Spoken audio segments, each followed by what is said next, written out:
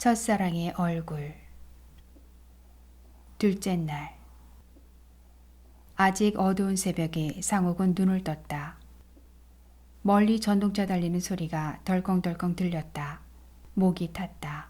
마루로 나갔다. 냉장고에서 찬물 한 컵을 냉큼 마시고도 갈증이 안 풀렸다. 찬물 한 컵을 거푸 더 마신 뒤에야 목이 좀 시원했다. 안방에서 혹시 무슨 소리라도 들리는지 문 밖에서 귀를 기울였다. 아직 불이 꺼져 있는 안방에 문 바깥에 서서 잠깐 기다렸지만 방에서 아무 소리도 안 새어나왔다. 다행이었다. 어제 새벽 병원에서 통증이 심했다는데 오늘 새벽에 또 통증이 오면 어쩌나 하고 조마조마했던 마음을 가라앉히고 마당으로 내려섰다. 어둠 속에서 별들이 총총했다. 별들이 반짝이는 새벽 하늘은 맑았다. 여행을 떠나기에 딱 알맞은 화창한 날씨였다. 하지만 공기가 환자에게는 좀 차가운 듯 싶었다. 가게 앞에 세워놓은 자동차의 시동을 걸었다. 실내 히터를 작동시켰다. 떠나기 전에 실내 공기를 따뜻하게 맞추어야 했다. 가습기를 틀어 습도도 알맞게 조절했다. 응급 장비도 점검을 했다. 자동차는 환자와 함께 당장 길을 나서도 좋게 작동했다. 이제 한 가지 문제만 남았다. 대체 어디로 가겠다는 것일까? 죽음을 앞두고 마지막 남은 시간에 환자가 꼭 가보고 싶은 곳이 어디인지 아직 몰랐다. 여행 준비를 하느라 우왕좌왕하는 사이에 정작 여행 목적지를 모르고 출발하는 꼴이었다. 어딜까? 아무리 궁리해도 모를 일이었다. 어디 가서 무엇을 보고 싶은지, 누가 가장 만나고 싶은지 무척이나 궁금했다. 하지만 한 번도 대놓고 묻지 못했다. 상욱은 왜 그랬는지 자기 자신을 돌아봤다. 여행을 가고 싶다고 했을 때부터 목적지가 어딘지 당연히 묻고 의논했어야 했는데 왜 그 중요한 일을 묻지 못했는지 자기 스스로도 이상했다. 어쩌면 두려웠기 때문이었는지도 몰랐다. 수빈이 마지막으로 가고 싶어하고 보고 싶어하는 사람이 혹시 전혀 뜻밖의 무엇이면 어쩌나는 두려움 때문에 목적지를 캐묻지 못했는지도 몰랐다. 그 생각을 하며 스스로 반성했다. 환자가 어디를 가장 가고 싶어하든 그것이 어떻다는 말이냐고 반문했다. 그러다가 이내 고개를 가로저었다. 아니야, 그럴 리 없어. 어디로 가고 싶은지, 가서 무엇을 하고 싶은지 묻고 일정을 잡아야 했지만 병원에 있는 사이에는 너무 분주하고 마음이 초조해서 차마 못했을 뿐이었다. 상욱도 수빈도 깜빡 잊고 있었다. 하지만 수빈은 마음속으로 꼭 정한 목적지가 지금쯤 있을 듯했다. 출발하기 전에 목적지를 물어보고 일정도 조정해야 하겠다고 생각하면서 자동차의 시동을 껐다. 그때였다. 아저씨! 언제 나왔는지 등 뒤에서 혜정이 상욱을 불렀다. 그래, 잘 잤니? 언제 나왔어? 날씨가 너무 추운 것 같아요. 괜찮을까요? 아직 어두워서 그래. 햇살이 퍼지면 좀 나아질 거야. 그렇다면 몰라도 너무 걱정하지 마. 상황 봐서 움직일 거야. 그건 그렇고 너도 엄마랑 같이 갈 거지? 준비 다 했니? 왜? 아직 준비 못했니? 그게 아니고요. 아저씨, 전 오늘 떠나기 힘들 것 같아요. 아니 왜? 일이 좀 있어서요. 그래서 말씀인데요. 제 대신 승윤이가 엄마 모시고 함께 가겠다고 해요. 아저씨 생각은 어떠세요? 승윤이가? 그럼 학교는 어떡하고? 휴가 받았대요. 오늘 떠나면 언제 들어올지 모르는데 학생들을 언제까지 놓아두겠다는 거니? 그래도 될까? 그래도 엄마를 모시고 싶대요. 그래서 너 대신 동생더러 가라고 했니? 너는 정말 안 갈 거야? 네, 저는 오늘 못 떠나요. 상욱은 선뜻 이해가 안 갔다. 어머니를 따라 나서겠다고 병원에서부터 그렇게 졸라대던 아이가 아닌가. 의사와 약속했던 신장이식도 접어두고 그토록 강력하게 어머니와의 동행을 요구하던 때 일이 떠올랐다. 그러던 아이가 지금 와서 왜 태도를 바꿨는지 이해가 안 갔다. 왜 자기 대신 동생더러 동행하라고 하는지 궁금했다. 혜정아, 도대체 무슨 일이야? 내가 왜 오늘 못 떠나는지 알려줄 수 없니? 내 마음이 왜 갑자기 바뀌었는지 모르겠구나. 정말 말해줄 수 없어? 일이 있어요. 글쎄, 그 일이 무슨 일이냐고 지금 묻고 있잖아. 별일 아니에요. 너 참 이상하구나. 사실은 어제부터 너한테 묻고 싶었어. 어디를 가면 간다고 하고 가야지. 온다 간다는 말 한마디 없이 몇 시간 동안 병실을 비워뒀잖아. 왜 그랬어? 별일 아니었어요. 신경 쓰지 마세요. 혜정은 어제 낮에 온다 간다는 말 한마디 없이 어머니의 병실을 비우고 어딜 다녀왔는지 끝내 밝히고 싶지 않은 눈치였다. 내가 정 말을 안 하면 굳이 더 묻지 않을게. 난 다만 갑자기 내가 왜 어머니를 따라 못 간다고 하는지 이해가 안 가서 그래. 그리고 승윤이가 어머니와 동행하는 일은 이따 어머니와 다시 의논해보자. 그만 들어가자. 새벽바람이 춥다. 어머니는 일어나셨니? 네, 저보다 먼저 일어나셨어요. 지금 미음 드실 거예요. 마당에 들어서면서 보니 아직 어두운 새벽인데 식구들이 모두 안방에 모여 있었다. 자동차 시동 거는 소리에 놀라서 깨어났는지 일찌감치 식구들은 어머니를 가운데 두고 안방에 앉아 있었다. 며느리가 숟가락으로 미음을 떠서 시어머니에게 먹이고 승윤 남매는 한 숟가락씩 떠넘기는 미움도 가까스로 삼키는 어머니를 물끄러미 지켜보았다. 오빠, 날씨 어때요? 방에 들어서는 상옥을 바라보는 환자의 표정이 밝아 보였다. 벌써 가볍게 얼굴 화장까지 했다. 듬성듬성 남아있던 머리카락은 예쁜 털모자로 가리고 있었다. 털모자가 따뜻해 보였다. 새벽이라 바람이 좀 추운데 날이 밝으면 기온은 곧 풀릴 것도 같아.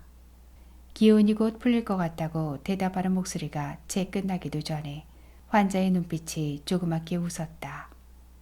새벽 통증이라도 다시 엄습하면 어쩌나 하고 걱정했던 가슴이 문득 따뜻해졌다. 언제 아팠는지 모르게 아픈 곳이 하나도 없는 사람처럼 기분이 좋아진 얼굴을 보며 마음속 깊이 감사했다. 눈꺼풀이 파이고 많이 여여 있었지만 상옥이 눈에 수비는 아직도 아름답고 예쁜 한 철부지 소녀였다. 날씨는 좀 더 기다려봐야 해. 아직은 몰라. 밖이 그렇게 추워요? 추워. 많이 추워요? 그래, 많이. 그럼 오늘 또 못 떠나요? 조금 두고 봐야 알아. 아직은 몰라. 햇살이 퍼진 뒤에 다시 나가보고 일기예보도 들어보자. 이내 얼굴이 굳어지는 수빈의 눈빛에 실망이 역력했다. 걱정 마. 가능하면 오늘 떠날 거야. 그래요. 곧 겨울인데 날이 더 추워지면 추워졌지 따뜻하진 않을 거예요. 그렇다고 봄까지 기다리기엔 시간이 없어요. 그때까지 전 못 기다려요. 그때까지 전 못 기다린다는 소리에 누군가가 흐느끼기 시작했다. 혜정이었다. 혜정이 흐느끼는 소리에 며느라기가 따라 울었다. 울음소리는 한 사람씩 옮아갔다. 너희들 그만 좀 못하니? 너희들 우는 소리나 듣자고 집에 온 줄 아니? 울고 싶으면 밖에 나가서 나한테 깨울어. 어머니가 아이들을 나무랐지만 소용이 없었다. 흐느끼던 울음소리는 이내 통곡으로 변했다. 더 만류하지 못한 채 아이들을 넌지시 바라보던 수빈의 눈에도 눈물이 그렁그렁했다. 그새 정신이 없어서 물어보지 못했어. 만약 지금이라도 떠나면 어디로 갈 거니? 어디 가서 누구를 만나고 싶어? 제일 먼저 어디부터 가볼 생각이야?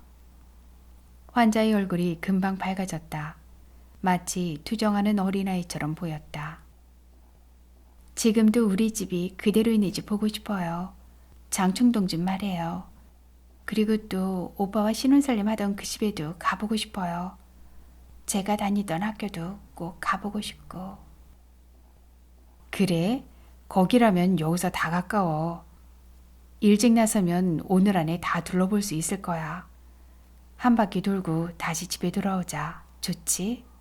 아니에요. 서울 집들이며 학교는 차 안에서 둘러보고 그 길로 이천에 가보고 싶어요. 이천? 네. 이천은 왜? 꼭 한번 가보고 싶어요. 아니, 죽기 전에 꼭 가봐야 해요. 뜻밖이었다. 상욱이 마음 같아서는 두 번 다시 떠올리고 싶지 않은 이천의 고향집이 아닌가.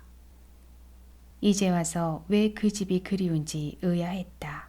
사무치는 원한 때문에 무심코 쳐다만 보아도 소름이 확 끼치는 동네를 꼭 가봐야 한다고 말하는 소리가 믿기지 않았다. 고향, 아버지 집과 논밭이 있던 동네에 상욱은 이런저런 추억이 많았다.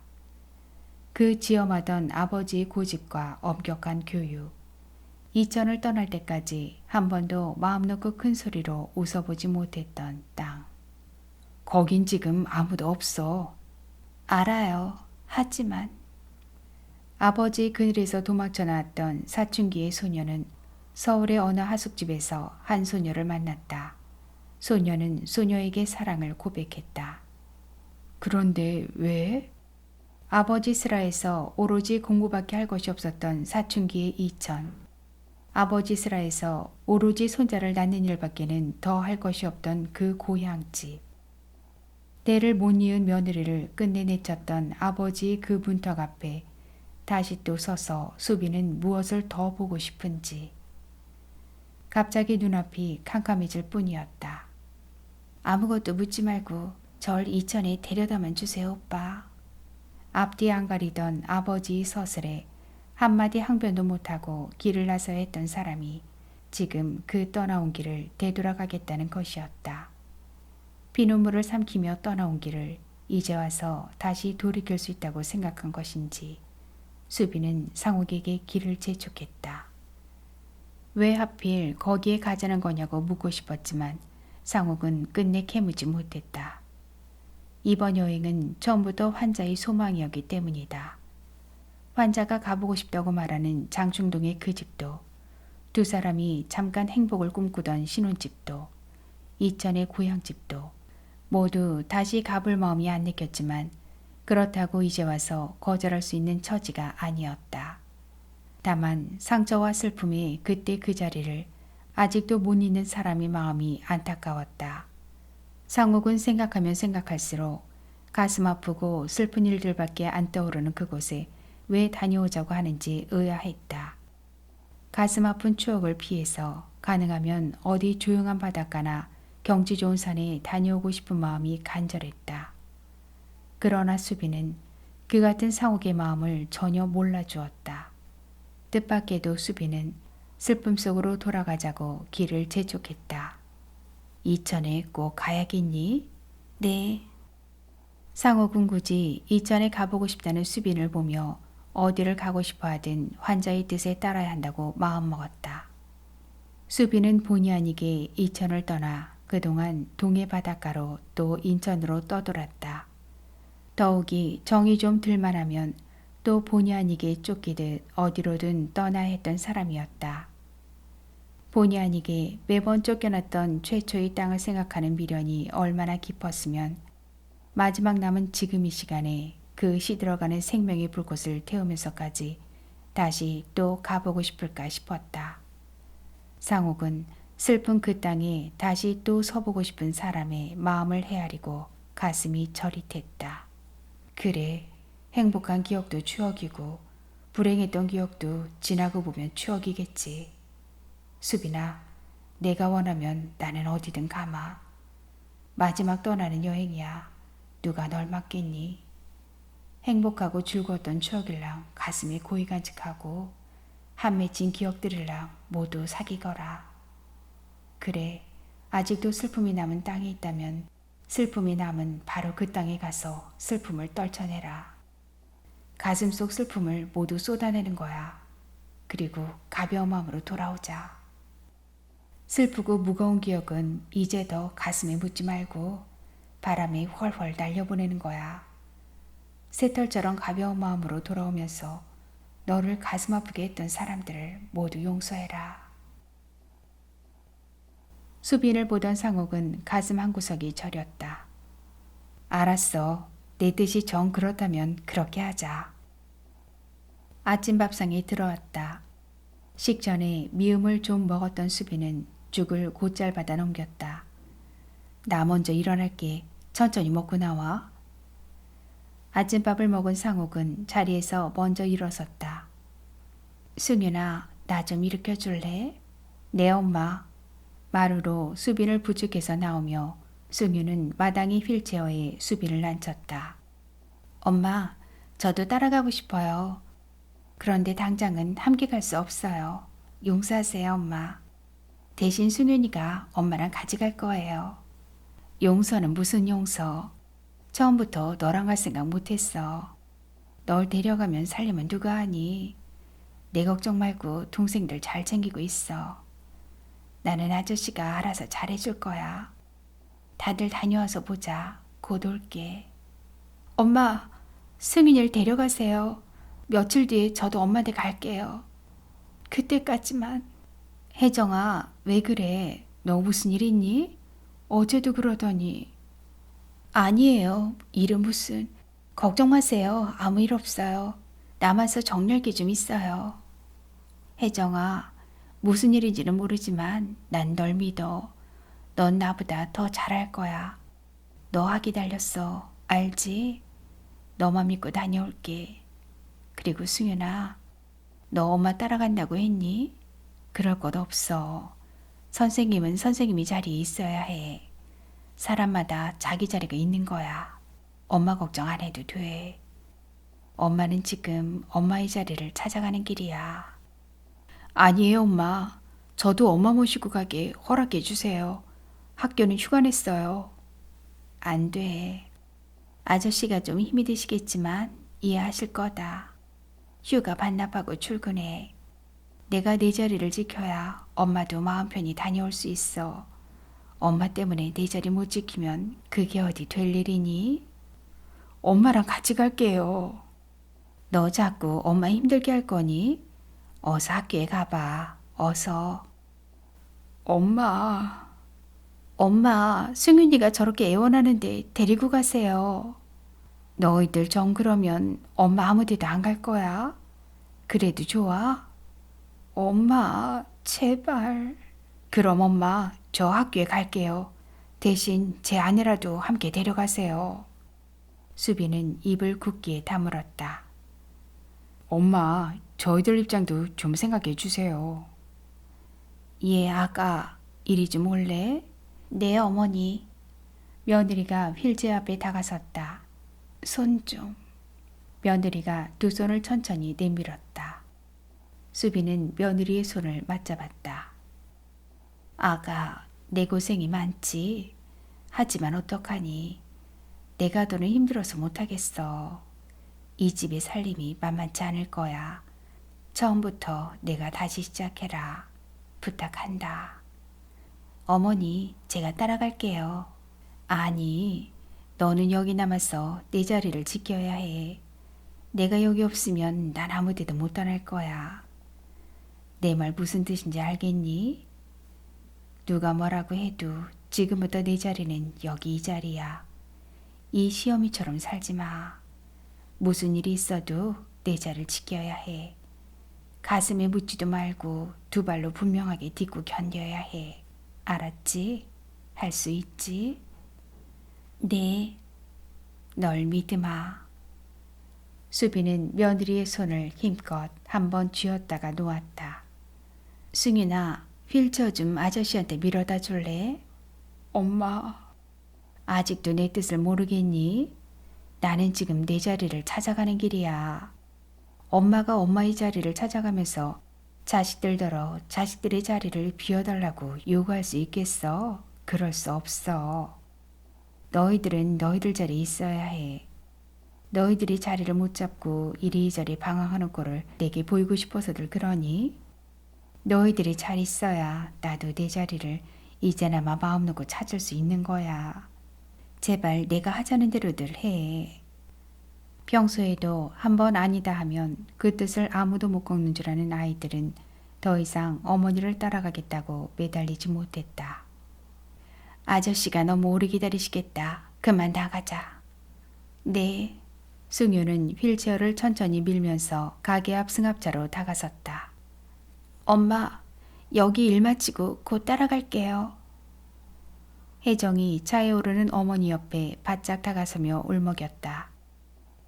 아침 해가 환했다. 새벽에 좀 춥던 공기는 여태껏 쌀쌀했지만 햇살은 밝고 따뜻했다.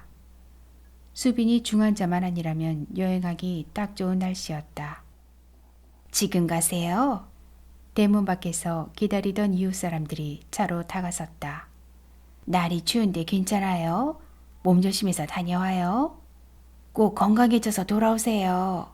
그 사이 병원에도 자주 문병을 왔던 이웃 사람들이었다. 그들은 환자의 병이 얼마나 깊은지 알고 있었고 또 이번 여행에서 환자가 어쩌면 다시 돌아오지 못한다는 사실도 짐작하고 있었다. 그러나 한결같이 무사히 돌아오라고들 인사했다. 추운데 어떻게들 나오셨어요? 어서들 가세요. 전 괜찮아요. 고마워요. 안 잊을게요. 제가 없더라도 우리 아이들 좀 챙겨봐 주세요. 안녕히 계세요. 골목에 모여있는 사람들과 인사를 나누는 수빈이 눈에 눈물이 그렁그렁했다. 눈물이 금방이라도 흘러내릴 듯했다. 문 닫을게. 공기가 차가워. 상욱은 천천히 승합차 차창이 유리문을 닫았다. 환자에게 추운 날씨도 날씨였지만 더 시간을 끌면 아무래도 골목길이 눈물바다로 변할 것만 같았다. 안녕히 계세요. 네, 아줌마. 잘 다녀오세요. 얘들아, 다녀올게. 엄마, 꼭 돌아오세요. 건강하게 돌아오셔야 해요. 상욱은 골목길에 승윤이 내외와 혜정이 그리고 이웃 사람들을 세워두고 승합차의 속도를 천천히 높였다. 차는 이내 골목길을 빠져나갔다. 운전석 옆에 앉은 수빈은 차창 밖에서 스쳐가는 골목길을 무심히 내다보고 있었다. 차창 밖으로 지나치는 지난 시간을 내다보는 듯했다. 비가 오나 눈이 오나 이 골목에 구멍가게를 열어놓고 손님을 기다렸던 가난한 세월이 뒷걸음질을 치고 있었다. 더우면 더운 대로 추우면 추운 대로 하루도 안 빠지고 이 골목길에서 종종거리며 새벽에 장을 보러 어두운 길을 나섰고 손님들이 주문한 물건을 배달하느라 무던히 분주했었다. 상욱은 문득 기적이 정말 있을까 싶었다. 기적이 일어나서 건강한 몸으로 수빈이 다시 이 골목에 올 수 있다면 얼마나 좋을까 싶었다. 지난날의 고단한 세월 속에서 정든기를 무심히 바라보던 수빈이 눈에서 눈물이 흘러내렸다. 차는 경인고속도로에 진입하며 서울로 향했다. 수빈아, 괜찮니? 어디 불편한 데 없어? 네, 저는 좋아요. 불편하면 말해. 어제부터 계속 차를 타고 있잖아. 아프면 참지 말고 알려줘. 병원에서 진통제도 받아왔어. 네. 그리고 수빈아, 지금 어딜 가는지 알지? 지금 가는 곳들이 좋았던 일만 있던 곳이 아니잖아. 알고 있지? 네.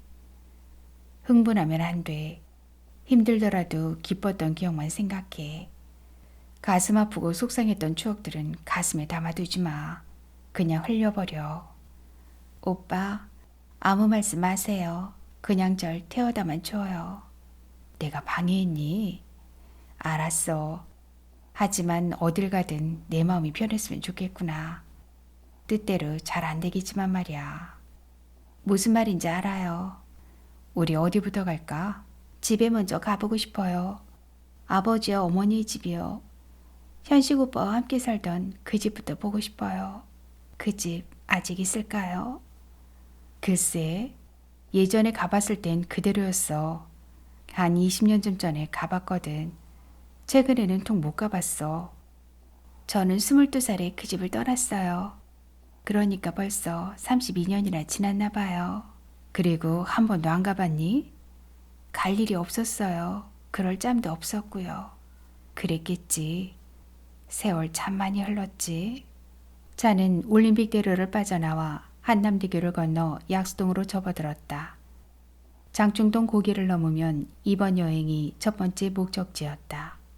한 소녀가 살던 동네를 향해 차는 고갯길을 넘었다. 고갯길을 넘어가는 창밖을 내다보며 수빈은 감기가 무량한지 차창에서 눈을 떼지 못했다. 자꾸 두리번거렸다. 오빠, 여기 맞아요? 너무 많이 변했어요. 어디가 어딘지 하나도 모르겠어요. 10년이면 강산도 변한다고 하잖아. 벌써 32년이나 지났어. 우리 집 찾아갈 수 있겠어요? 나도 가물가물해. 전에 있던 길이 하나도 안 보여. 집을 찾는 일은 생각보다 어려웠다. 차에서 몇 번씩 내려서 아슬한 기억을 더듬어야 했다. 어디가 어딘지 헷갈렸다. 생각하다 못해 복덕방에 들렀다. 그러나 집 주소를 대고 가까스로 찾아낸 집터에는 기억이 한옥이 안 보였다. 사춘기의 한 소녀가 꿈을 키우며 행복하게 살았던 디귿자 한옥은 이미 헐렸고 흔적조차 없었다. 소녀의 집이 사라진 그 집터에는 3층짜리 현대식 건물이 서 있었다. 99간 고대 광실은 아니었지만 한 소녀가 꽃다운 꿈을 꾸며 사랑에 눈을 뜨던 그 집은 이제 세상에 어디에도 없었다. 시골뜨기 한 소년이 첫사랑을 만났던 기쁜 추억의 자리도 사라지고 안 보였다. 상옥과 수빈이 처음 만났던 집 앞마당의 작은 꽃밭도 꽃밭 옆 수도가도 자취가 없었다. 상옥은 새로 지어진 집 담장 옆에 차를 세웠다. 첫사랑의 그 아름답고 순수했던 기쁨을 전생의 업으로 가슴에 안고 살아온 두 사람은 사라진 꽃밭과 마당과 집을 떠올리며 우두커니 서 있어야 했다. 집이 없어졌구나. 상욱은 혼잣말처럼 속삭였다. 수빈은 손수건을 꺼내 눈물을 닦아냈다. 섭섭하지만 어쩌니. 저기 좀 봐요. 아직 없어지진 않았어요. 그래? 뭐 좀 보이니? 뭐야? 수빈은 손을 들어 나무 한 그루를 가리켰다. 잎은 다 떨어지고 앙상한 가지만 남아있는 큰 나무였다.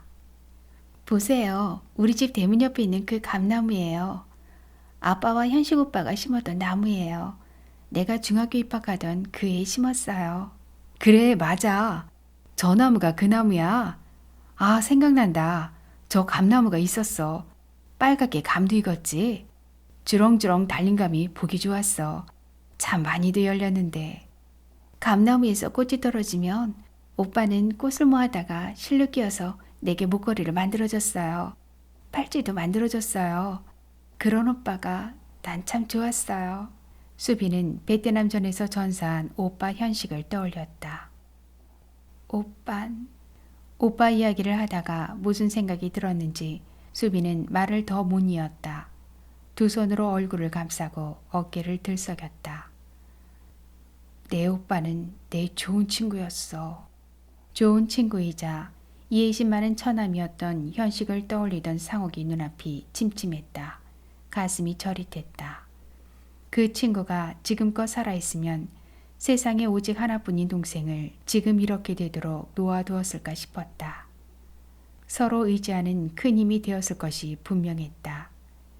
인정이 많던 그 친구의 여동생을 건강하고 행복하게 돌보지 못했다는 자책감이 밀려왔다.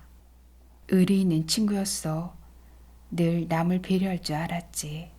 상옥은 지금 그 친구가 살아있다면 이렇게 답답하고 안타깝지 않았을 것이라고 생각하자 목이 콱 메었다. 그만 가자. 잠깐만 더 있어요. 오빠, 저 감나무도 이젠 고목이 다 됐나 봐요. 저렇게 늙은 나무는 사람들이 곧 베어버리겠죠. 이미 사라진 집과 그 집터에 유일하게 남아있는 늙은 감나무를 바라보며 1시간 남짓 떠나지 못하는 두 사람은 다음 목적지로 출발했다. 우리 살림집 생각나요? 찾아갈 수 있겠어요?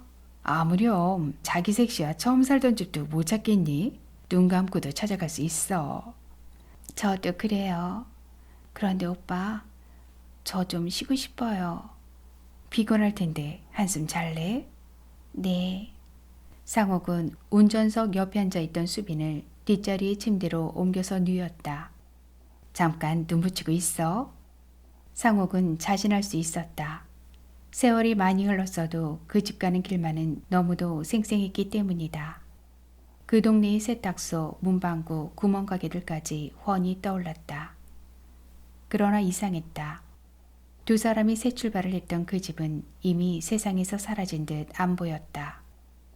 그 집을 찾던 상욱은 누군가 두 사람을 너무도 미워하는 사람이 있어서 그 집을 일부러 철거라도 한 듯 했다. 그 집뿐만 아니라 두 사람의 추억이 어린 그 동네까지 한꺼번에 드러낸 것만 같았다. 아무리 두리번거려도 찾을 길이 없었다. 벌써 다 왔어요? 그래. 저 좀 일으켜주세요. 아니 그냥 누워있어. 왜요? 아무것도 없어. 집도 동네도. 신혼살림을 시작했던 집을 찾아갔을 때 그 집은 온데간데 없이 사라지고 안 보였다. 그래도 한번 보고 싶어요. 상옥의 부축을 받고 침대에 앉은 수빈은 흔적도 없이 사라진 동네를 멍하니 바라보았다. 여기서는 어디 가서 더 알아보지도 못하겠어. 재개발을 했나 봐. 너무 변했어. 정말 그러네요. 아무것도 안 남았어요. 흔적조차 없이 사라진 동네에서 더 이상 머물러 있을 이유가 없었다. 차를 돌려 나오면서 수빈이 다녔던 초등학교와 중고등학교의 운동장을 둘러보았다. 그러고 나서 수빈이 다녔던 대학교로 가서 학교 정문 앞에 차를 세웠다. 유수빈 합격이야. 합격. 수빈아, 합격을 축하한다. 지난 1966년 겨울 어느 날 여동생이 대학 합격을 축하하며 얼싸안고 기쁨의 눈물을 흘리던 현식이 목소리가 생생하게 들려왔다. 학교 앞 게시판을 보던 수빈은 상옥과 현식이 목에 번갈아 매달렸었다. 수빈은 아무 말도 못하고 그저 오빠 오빠만 외쳐댔다. 생각나니? 너 합격 발표하던 날. 네, 생각나요. 다 생각나요. 그날 정말 추웠지. 그날따라 왜 그렇게 추웠는지 모르겠어요. 입시 준비하느라 고생도 참 많이 했어요. 그래도 그때가 좋았나 봐요. 내 오빠가 우릴 얼마나 굴려먹었는지 생각나? 우린 밤을 낮삼아 입시 지옥을 헤맬 때였어. 내 오빤 공부하는 우리 곁에서 보란듯 태평하게 코를 골았잖아. 그 코 고는 소리 한번 대단했지? 드르렁거리며 잠을 자는 폼이라니. 참 여러 가지로 우릴 약올렸지. 그런데 너는 한술 더 떴어. 공부는 뒷전이었잖아. 열심히 공부하는 척하며 연습장에다 상옥 오빠 러브라고 쓰거나 상옥 오빠 내꺼라고 가득 써놓았었지. 그걸 보며 희죽거리다 네 오빠한테 들켜서 치도곤을 당했잖아. 넌 대책 없는 학생이었어. 오빠도 만만치 않았어요. 나한테 처음 생맥주 먹인 거 생각나요?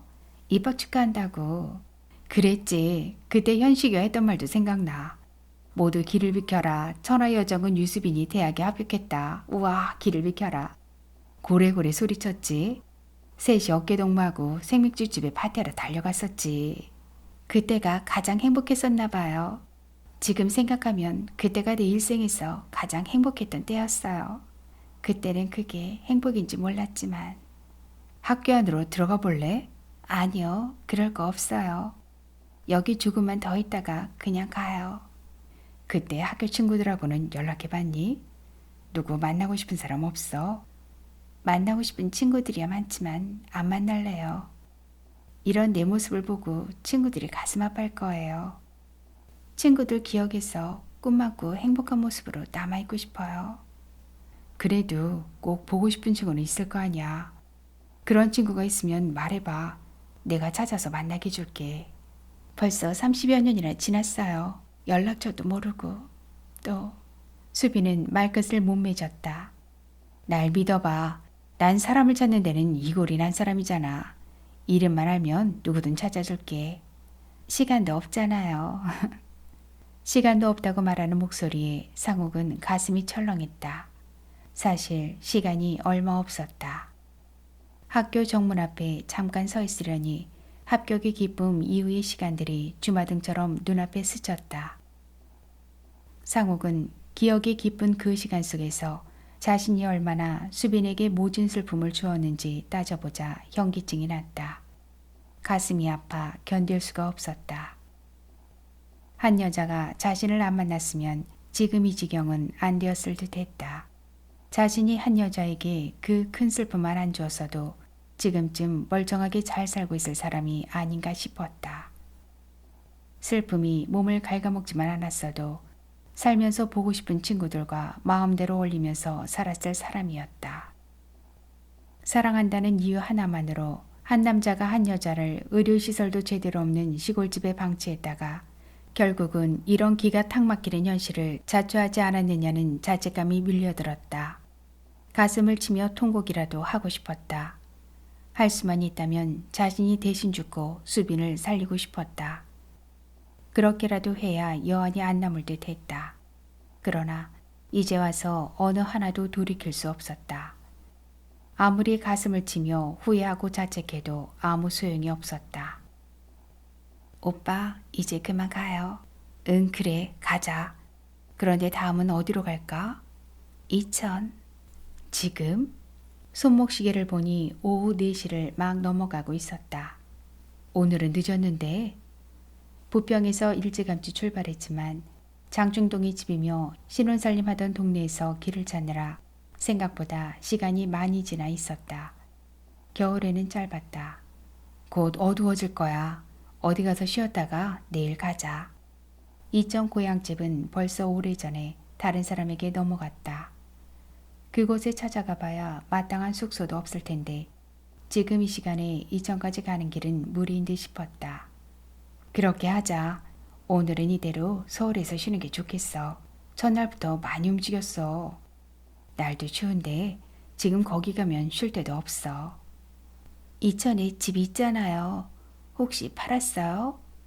그 집 벌써 팔았어. 선사는 어떻게 했어요? 산은 팔고 선영은 아직 있어. 지금 아무리 빨리 가도 이천에 도착하면 밤이야. 내일 가자. 그렇게 해요. 몸은 어때? 어디 안 아프니? 아직은 괜찮아요. 병원으로 갈까? 싫어요. 병원에 안 가요. 그럼 어디로 가서 쉬지? 그래, 거기 가자. 왜 그 생각을 못했지? 거기가 어디예요? 가보면 알아. 어디예요? 말해주세요. 호텔. 호텔이요? 그래, 언제가 너랑 둘이 갔던 그 호텔 말이야. 한강이 한눈에 내다보였잖아. 차는 빠르게 기억의 그 호텔을 향해 달리기 시작했다.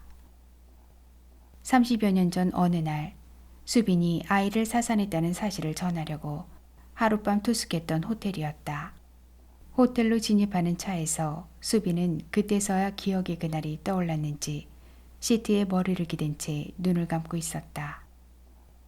호텔 주차장에 차를 주차시킨 뒤 휠체어에 환자를 태우고 프런트로 갔다.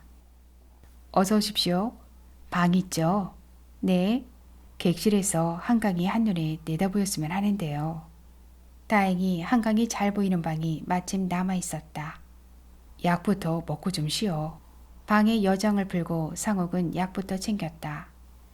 수빈은 병원을 떠나기 전에 의사에게 받았던 약을 먹고 한강이 한눈에 내려다보이는 창가 의자에 앉았다. 의자 뒤에 서서 창밖을 보던 상욱은 30여 년 전 어느 날 이 호텔에 왔을 때의 일들을 떠올렸다. 다시 보는 창밖의 한강은 낯설기만 했다. 너무 많이 변해서 예전에 이곳에서 보았던 강과 전혀 다른 강이 흐르는 듯 보였다. 강가의 가로등과 꼬리에 꼬리를 물고 달리는 자동차 불빛들이 눈이 부시게 아름다운 야경을 연출하고 있었다. 하지만 한강의 물은 30여 년 전에 보았던 그때처럼 변함없이 흐르고 있었다. 사랑한다 수빈아. 내 생명 이상으로 너를 사랑해. 사랑해 오빠. 오빠가 나를 얼마나 사랑하는지 알아. 하지만 오빠가 나를 사랑하는 것보다 내가 더 많이 오빠를 사랑해. 그날 상욱의 가슴에 안았던 첫사랑의 불규칙한 심장소리가 다시금 들려오는 것만 같았다. 그래 알아. 우리가 서로를 얼마나 원하고 사랑하는지 알고 말고 너와 내가 죽는 순간까지 우리들의 사랑은 영원할 거야. 우리에게 있어 어떤 고난과 역경이 따른다 해도 우리의 사랑은 영원해. 그날 그렇게 맹세하며 뜨겁게 포옹했던 그 순간이 방금 전의 일처럼 생생하게 떠올랐다. 수빈아, 어떡하니? 여기서 우리 죽을 때 같이 죽자고 맹세했는데 그 맹세가 방금 전 일처럼 생생한데 어떡하니? 난 어떻게 해야 하니? 상옥은 수빈이 무릎에 얼굴을 묻었다. 환자 앞에서 울지 않으려고 어금니를 깨물며 참고 참았던 눈물이 한꺼번에 쏟아졌다. 오빠. 수빈도 참았던 눈물을 쏟아냈다. 오열했다. 오빠, 미안해요. 미안해요, 오빠. 수빈은 통곡하는 상옥의 머리를 끌어당겨 가슴이 안았다. 포옹한 두 사람은 목이 메어 창가에서 아무 말도 못했다. 억장이 무너지게 얼마나 울었을까. 꽉 막혔던 가슴이 좀 트였다. 오빠, 어떡하지? 심하지는 않은데 통증이 오려나 봐. 진통제 좀 주세요. 뭐? 아파? 알았어. 그런데 빈속에 약 먹으면 안 좋아. 식사부터 해야 해. 괜찮아요. 약이나 빨리 주세요. 상옥은 퇴근하는 환자에게 약을 건네다가 후회했다. 의사가 그토록 당부한 사실을 까맣게 잊고 있었던 것이다. 의사는 어떤 일이 있어도 충격적인 말을 하지 말고 마음에 상처 주는 일은 삼가라고 했다. 환자가 마음의 상처를 받을 수 있다는 사실을 미처 생각지 못한 채 자신의 답답한 마음만 생각하며 눈물을 보이고 통곡까지 한 일이 환자의 마음에 얼마나 많은 상처를 주었을까 싶었다. 가슴이 아팠다. 식사부터 하고 약을 먹어야 했어. 이제라도 뭘 좀 먹자. 아니요, 지금은 먹고 싶지 않아요. 그러면 안 돼. 잘 먹고 기운을 차려야 해. 내일 또 떠나야 하잖아. 아뿔싸. 상옥은 내일 또 떠나야 한다고 말해놓고 또 후회했다. 떠나야 한다는 자기의 목소리에 놀라며 가슴이 덜컥 내려앉았다. 아무래도 혜정이나 승윤이와 동행했어야 환자를 더 잘 간호했겠다는 생각이 퍼뜩 스쳤다. 둘 중에 누구 한 사람이라도 두 사람이 곁에 있었다면 자꾸 복받치는 감정을 절제할 수 있었을 것이라는 판단 때문이었다.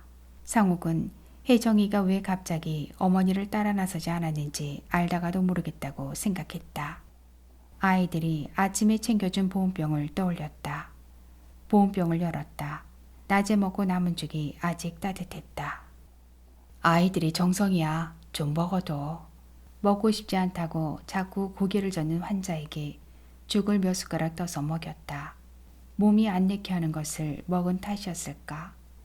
몇 숟가락 먹는 둥 마는 둥 하던 끝에 구토 증세를 보였다. 더 이상 죽을 떠서 먹일 수 없었다. 아무래도 안 되겠어. 나 잠깐 나갔다 올게. 좀 쉬고 있어. 저는 괜찮아요. 어디 가서 식사나 하고 오세요. 낮에 죽을 한 그릇 먹고 아무것도 못 먹은 환자에게 혹시 통증이라도 오면 견뎌내지 못할 듯 보였다. 영양 부족 때문에 탈진하면 어떤 일이 닥칠지 예측할 수 없었다. 호텔을 빠져나간 상옥은 호텔에서 가까운 개인 병원을 찾아갔다. 상옥은 그곳 의사와 상담한 뒤 영양제 주사라도 맞춰야 할 것 같아 간호사와 함께 호텔 객실로 돌아왔다. 그러고는 간호사가 링거액을 주사하는 동안에 식당에 가서 좀 늦은 식사를 했다. 입맛이 전혀 안 돌았지만 내일을 위해 든든하게 먹었다. 보호자라도 멀쩡해야 환자를 좀 더 잘 돌볼 수 있겠다는 마음이 들었다. 오빠, 이거 빼주세요. 호텔 식당에서 밥을 먹고 객실로 돌아왔을 때 링거액은 거의 다 들어갔다. 조금 남았는데 팔이 자꾸 저려와요. 그리고 씻고도 싶고요. 상옥은 주사 바늘을 뽑았다. 목욕은 할 수 없잖아. 물수건으로 닦으면 돼요. 알았어, 내가 닦아줄게. 욕실에서 뜨거운 물수건을 만들어 왔다. 손 내밀어봐. 왼손에 환자의 손을 한쪽씩 잡고 오른손에 든 물수건으로 손등과 손금을 천천히 훔쳐냈다. 흉한 꼴 보이기 싫다고 자꾸 거절했지만 달래고 또 달래서 가까스로 윗옷을 벗겼다. 윗옷을 벗은 첫사랑의 여자를 보자 눈앞이 핑하고 어지러웠다. 아찔했다. 절망의 한숨이 자기도 모르는 사이에 새어나왔다. 믿고 싶지 않은 현실이 눈앞에 보였다. 눈부시던 첫사랑의 그 상아빛 몸은 온데간데 없었다. 바람 빠진 풍선처럼 가죽만 쭈글쭈글 남은 환자의 참혹한 몸이 나타났다. 가슴 벅차던 결혼 첫날 밤의 그 풍만한 유방도 안 보였다. 페어의 땅에 이빨 빠진 사금 파리를 엎어놓은 듯 밋밋한 담벼락이 만져졌다. 병원과 여행길에서 휠체어에 옮겨 태울 때마다 몸이 너무 가벼워졌다고 짐작은 했었다. 지금 눈앞에 나타난 여자의 몸은 살점이라고는 손톱만큼도 안 만져졌다. 앙상한 뼈 위에 물기 없는 나무 껍질을 덮어놓은 거칠한 형상이었다. 수빈은 자기의 벗은 윗몸을 보며 쩔쩔매는 상욱의 눈길을 피했다. 그러게 뭐라 했어요. 제가 혼자 닦겠다고 했잖아요. 슬픔에 갉아먹힌 자기의 몸이 이제 허수아비처럼 참혹해진 사실보다 볼품없이 꺼져버린 몸을 기어이 보이고야 말아서 속상하고 또 부끄러운 눈치였다. 자꾸 눈길을 피하더니 이내 두 눈을 꼭 감고 마는 환자를 침대에 천천히 뉘었다. 따뜻하고 깨끗한 물수건으로 좁다란 어깨를 닦았다. 메마른 등을 닦고 또 조심스럽게 가슴을 훔쳐냈다. 내가 잘못했어. 내 탓이야. 널 만나지 말았어야 했어. 아니 그게 아니야. 이제 알겠어. 내가 널 방치했던 거야. 그때 널 그 집에 두고 내가 떠나지만 않았어도 너는 떠나지 않았겠지. 슬프지도 않았겠지. 슬프지 않았으면 아프지도 않았을 거야. 다 내 탓이야. 잘못은 내가 했는데 왜 너가 아픈지 모르겠어. 할 수만 있으면 돌이키고 싶어. 아니 할 수만 있으면 너 대신 내가 아프면 좋겠어. 내가 나빴어. 미안해. 오빠 아직 멀었어요? 나 자꾸 졸려요. 그래? 그럼 자, 다 했어. 손을 멈추고 가방에서 새 옷을 꺼내 입혔다. 이불을 덮었다. 고마워요. 저 먼저 잘게요. 그래, 잘 자. 아침에 길을 떠나면서부터 줄곧 걱정했던 통증은 아직 없었다. 다행이었다. 상욱은 이내 잠든 첫사랑의 얼굴을 물끄러미 보다 침대에서 몇 걸음 물러나와 창가에 서서 창밖에 흘러가는 한강을 멀리 내다보았다.